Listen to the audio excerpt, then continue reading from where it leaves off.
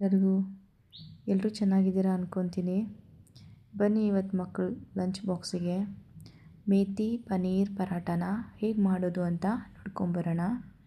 First ತುರಿಯೋ ಮಣೆಯಲ್ಲಿ paneer piece ಇರುತ್ತಲ್ವ ಅದನ್ನು ಚೆನ್ನಾಗಿ ತುರ್ಕೊಂಬಿಡೋಣ. ಪನ್ನೀರನ್ನ ಮನೇಲಿ ಮಾಡಿದರೂ ಸರಿ ಅಥವಾ ಹೊರಗಡೆಯಿಂದ ಮಿಲ್ಕಿ ಮಿಸ್ಟ್ ಅಥವಾ ಯಾವುದಾದ್ರೂ ನಂದಿನಿ ಆ ಥರದ್ದು ಪನ್ನೀರ್ ತೊಗೊಂಡು ಬಂದ್ರೂ ಕೂಡ ಚೆನ್ನಾಗಾಗುತ್ತೆ. ಸೊ ಇದನ್ನು ಪೂರ್ತಿಯಾಗಿ ತುರ್ಕೊಂಬಿಡೋಣ. ಇದಕ್ಕೆ ಮತ್ತು ಬಾಯ್ಲ್ ಮಾಡಿರೋ ಆಲೂಗಡ್ಡೆನೂ ಬೇಕಾಗುತ್ತೆ, 1 ಅಥವಾ 2. ಸೊ ಫಸ್ಟ್ ನೋಡಿ ಇವಾಗ ನೀಟಾಗಿ ತುರ್ಕೊಂಡಾಗಿದೆ. ಇದಕ್ಕೆ ಏನೇನು ಬೇಕು ಅನ್ನೋದನ್ನ ನೋಡೋಣ. ಫಸ್ಟಿಗೆ ಜಜ್ಜಿಟ್ಕೊಂಡಿರುವಂಥ ಶುಂಠಿ ಬೆಳ್ಳುಳ್ಳಿ ಪೇಸ್ಟನ್ನು ಹಾಕೊಂಬಿಡೋಣ. ಬೆಳ್ಳುಳ್ಳಿ ಆಪ್ಷನಲ್ ಆಗಿರುತ್ತೆ, ಬೇಕಿದ್ದರೆ ಹಾಕೊಬೋದು. ತಿಂದೇ ಇರೋರು ಬರೀ ಶುಂಠಿಯನ್ನು ಕೂಡ ಹಾಕೋಬೋದಾಗತ್ತೆ. ಈರುಳ್ಳಿನೂ ಹಾಕೊಬೋದು, ನಾನಿಲ್ಲಿ ಹಾಕ್ತಾಯಿಲ್ಲ. ನೆಕ್ಸ್ಟು ಅರಿಶಿನ ಪುಡಿಯನ್ನು ಹಾಕೋಣ. ಅದಾದ ನಂತರ ಸ್ವಲ್ಪ ಜೀರಿಗೆ, ಹಾಗೆ ಅಂದರೆ ಸ್ವಲ್ಪ ಡೈಜೆಷನಿಗೆ ಚೆನ್ನಾಗಿರುತ್ತಲ್ವ ಅದಕ್ಕೋಸ್ಕರ ಸ್ವಲ್ಪ ಓಮ್ ಕಾಳು, ಮತ್ತು ಇದಕ್ಕೆ ಬಂದುಬಿಟ್ಟು ಮೆಣಸಿನ ಪುಡಿ, ಮತ್ತು ಅಚ್ಚ ಖಾರದ ಪುಡಿ 1-2-3 ಸ್ಪೂನು, ಹಸಿ ಮೆಣಸಿನ್ಕಾಯಿ ಇದ್ದರೂ ಕೂಡ ಹಾಕಬಹುದು, ಕೊತ್ತಂಬರಿ ಸೊಪ್ಪು, ರುಬ್ಕೊಂಡಿರುವಂಥ ಹಸಿಕಾಯಿದು ಪೇಸ್ಟು, ಹಾಗೆ ಬಾಯ್ಲ್ ಮಾಡಿರುವಂಥ 2 ಆಲೂಗಡ್ಡೆನ ಸ್ಮ್ಯಾಶ್ ಮಾಡಿಬಿಟ್ಟು ಇದರ ಜೊತೆಗೆ ಪೂರ ಕಲಿಸ್ಕೊಬೇಕಾಗತ್ತೆ. ಎಲ್ಲ ಮಿಕ್ಸ್ ಮಾಡಿಕೊಂಡು ನೀಟಾಗಿ ಇದನ್ನು ಒಂದು ಉಂಡೆ ಆಗೋ ತನಕ ಕಲಿಸ್ಕೊಬೇಕು. ನೋಡಿ ಇವಾಗ ಚೆನ್ನಾಗಿ ಕಲಿಸ್ಕೊಂಡು ಮಿಕ್ಸ್ ಆಗಿದೆ. ಸೊ ಇದನ್ನು ಒಂದೊಂದು ಉಂಡೆ ಥರ ಮಾಡ್ಕೊಬೇಕಾಗತ್ತೆ.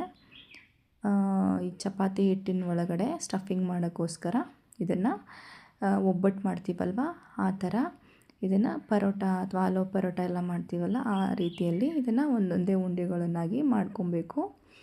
ನಂತರ ಈ ಕಡೆ ನಾನು ಚಪಾತಿ ಹಿಟ್ಟಿಗೆ ಮೆಂತ್ಯ ಸೊಪ್ಪು, ಜೀರಿಗೆ, ಉಪ್ಪು ಎಲ್ಲ ಹಾಕಿಬಿಟ್ಟು ಕಲಿಸ್ಕೊಂಡು ಇಟ್ಕೊಂಡಿದ್ದೆ. ಸೊ ಇದನ್ನು ಮುಂಚೆನೇ ಕಲಿಸ್ಕೊಂಡು ಇಟ್ಕೊಂಡಿದ್ದೆ, ಅದರ ವೀಡಿಯೋನ ತೋರ್ಸೋಕ್ಕಾಗಿಲ್ಲ. ಇನ್ನೊಂದು ಯಾವುದೋ ವೀಡಿಯೋದಲ್ಲಾದರೂ ತೋರಿಸ್ಕೊಡ್ತೀನಿ. ಈಗ ಸ್ವಲ್ಪ ಕೈಯಲ್ಲಿ ಎಣ್ಣೆಯನ್ನು ತಾಗಿಸ್ಕೊಂಡ್ಬಿಟ್ಟು ಈ ಚಪಾತಿ ಹಿಟ್ಟನ್ನು ಇಟ್ಕೊಂಡು ಇದರೊಳಗಡೆ ಈ ಕಾಯಿ ಒಬ್ಬಟ್ಟು, ಬೇಳೆ ಒಬ್ಬಟ್ಟೆಲ್ಲ ಹೇಗೆ ತುಂಬಿಕೊಳ್ತೀವಲ್ವ ಹೂರ್ಣನ ಮತ್ತು ಕಣಕದಲ್ಲಿ, ಆ ರೀತಿ ಈ ಉಂಡೆಗಳನ್ನು ಮಾಡ್ಕೊಂಡಿರುವಂಥ ಪನ್ನೀರ್ದು ಉಂಡೆಗಳನ್ನೆಲ್ಲ ನಾವು ಈ ಚಪಾತಿ ಹಿಟ್ಟಿನ ಒಳಗಡೆ ಇಟ್ಬಿಟ್ಟು ಚೆನ್ನಾಗಿ ಹೊರಗಡೆ ಬಾರ್ದಂಗೆ ನೀಟಾಗಿ ಒಳಗಡೆ ಸ್ಟಫಿಂಗ್ ಮಾಡ್ಕೊಬೇಕಾಗತ್ತೆ. ನೋಡಿ ಇವಾಗ ನಾನು ಮಾಡಿದ್ದೀನಲ್ಲ, ಆಚೆ ಈಚೆ ಬರ್ದಂಗೆ ನೀಟಾಗಿ ಸ್ಟಫಿಂಗ್ ಮಾಡಿಕೊಂಡು ಈ ಉಂಡೆಗಳನ್ನು ರೆಡಿ ಮಾಡ್ಕೊಬೇಕಾಗತ್ತೆ. ಹಾಗೆ ಇವಾಗ ನೋಡಿ ಮತ್ತೆ ಇನ್ನೊಂದು ತೋರಿಸ್ತಾ ಇದ್ದೀನಿ. ಈ ಪನ್ನೀರ್ ಸ್ವಲ್ಪ ಸಾಫ್ಟಾಗಿರೋದ್ರಿಂದ, ಆಲೂಗಡ್ಡೆನೂ ಕೂಡ ಸಾಫ್ಟಾಗಿರೋದ್ರಿಂದ ಸ್ವಲ್ಪ ಪೇಷನ್ಸ್ ಬೇಕಾಗುತ್ತೆ. ಇದನ್ನು ನೀಟಾಗಿ ಒಳಗಡೆ ಇಟ್ಬಿಟ್ಟು ಹೊರಗಡೆ ಬರ್ದಂಗೆ ಕವರ್ ಮಾಡ್ಕೊಬೇಕಾಗತ್ತೆ.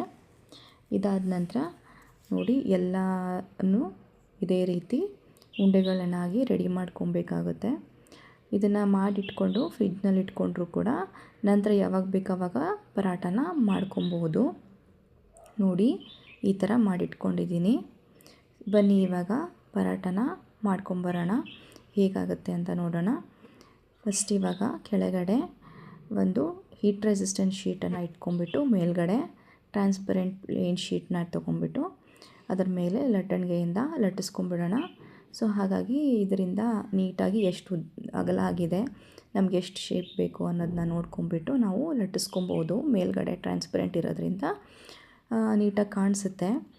ಇವಾಗ ಇದನ್ನು ನೀಟಾಗಿ ಎಷ್ಟು ತೆಳು ಬೇಕೋ ಅಷ್ಟು ತೆಳುವಾಗಿ ಲಟ್ಟಿಸ್ಕೊಂಬಿಟ್ಟು ಇದನ್ನು ಹೆಂಚು ಮೇಲೆ ಹಾಕಿಬಿಟ್ಟು 2 ಬದಿ ಮುಚ್ಚಿ ಬೇಯಿಸ್ಕೊಬೇಕು. 2 ಕಡೆ ಎಣ್ಣೆ ಅಪ್ಲೈ ಮಾಡ್ಬೋದು ಅಥವಾ ತುಪ್ಪ ಕೂಡ ಅಪ್ಲೈ ಮಾಡ್ಕೊಬೋದು. ನೋಡಿ ಇವಾಗ ಮಕ್ಕಳು ಲಂಚ್ ಬಾಕ್ಸಿಗೆ ಪರಾಟ ಮೇಲೆ ಬಿಸಿ ಇರುತ್ತಲ್ವ, ಸೊ ತುಪ್ಪ ಹಾಕಿಬಿಟ್ಟು ಹಾಗೆ ಬಾಕ್ಸಲ್ಲಿ ಇಟ್ಬಿಟ್ರೆ ಬೇಕಿದ್ದರೆ ಮೇಲೆ ಚಟ್ನಿ ಪುಡಿ ಇರುತ್ತಲ್ಲ ಅದನ್ನು ಕೂಡ ಉದುರಿಸ್ಬಿಡ್ಬೋದು. ಇದಕ್ಕೆ ಎಲ್ಲ ಉಪ್ಪು ಖಾರ ಎಲ್ಲ ಹದವಾಗಿರುತ್ತೆ, ಸೊ ಏನು ಬೇಕಾಗಲ್ಲ. ಬೇಕಿದ್ದರೆ ಮೇಲ್ ರುಚಿಗೋಸ್ಕರ ಹಾಕೊಬೋದು. ಇದನ್ನು ಹಾಗೇ ತುಪ್ಪ ಏನು ಹಚ್ಚಿರ್ತೀವಲ್ವ ಅದನ್ನು ಬಾಕ್ಸಲ್ಲಿ ಇಟ್ಬಿಟ್ರೆ ಸಾಫ್ಟಾಗಿರುತ್ತೆ, ಸೊ ತಿನ್ನೋಕ್ಕೂ ಕೂಡ ಚೆನ್ನಾಗಿರುತ್ತೆ. ನನ್ನ ಮಗನಿಗೆ ಇವಾಗ ಹಾಗೆ ಬೆಳಗ್ಗೆ ಬ್ರೇಕ್ಫಾಸ್ಟಿಗೆ ತಿನ್ಕೊಂಡು ಹೋಗ್ತಾನೆ.